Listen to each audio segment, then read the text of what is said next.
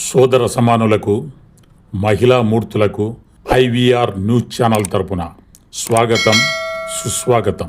IVR for yours, IVR for your voice. మీ మనసుల్లోని భావాలను 10 మందికి తెలిపేందుకు, మీరు ఎదుర్కొంటున్న సమస్యలను ఎలుగెత్తి చాటాలని ఈ ఐవీఆర్ న్యూస్ ఛానల్ను ప్రారంభించాము. ఇన్ని ఛానల్స్ ఉండగా మరలా ఇదెందుకు అని మీరు అనుకోవచ్చు. అన్ని ఛానల్స్ ఒకేలా ఉండవు. ఎవరి పంథా వారిది, ఎవరి ఆలోచనలు వారివి. జర్నలిజం అన్నది రాజకీయానికి గొడుగులా ఉండకూడదు. ప్రజల చేతిలో బ్రహ్మాస్త్రంలా ఉండాలి.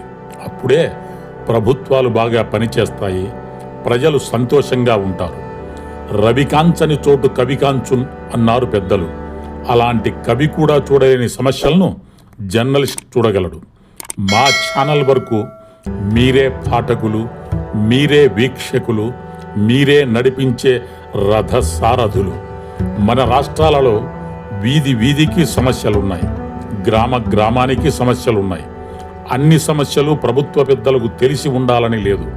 కొన్ని తెలిసి పరిష్కరించడానికి అజాగ్రత్త వహించవచ్చు, మరికొన్ని తెలియక పరిష్కరించలేకపోయి ఉండవచ్చు. ప్రతి సమస్యను ప్రభుత్వాధినేతలకు తెలియజేయడం, అవి పరిష్కారమయ్యేంత వరకు పోరాడడం మన కర్తవ్యం, బాధ్యత కూడా. మనలో తప్పును పెట్టుకొని ప్రభుత్వాన్ని నిందించకూడదు.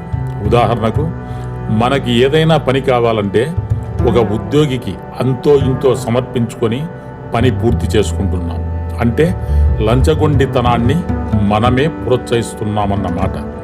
ఇచ్చేవాడు ఉన్నప్పుడు తీసుకునేది అలవాటైపోతుంది. ముందుగా మన విధానాన్ని మార్చుకోవాలి. ఈ పద్ధతి మనం ఫుల్ స్టాప్ పెడితే వ్యవస్థ బాగుపడుతుంది. పని చేయాల్సిన బాధ్యత ఆ ఉద్యోగికి ఉంది.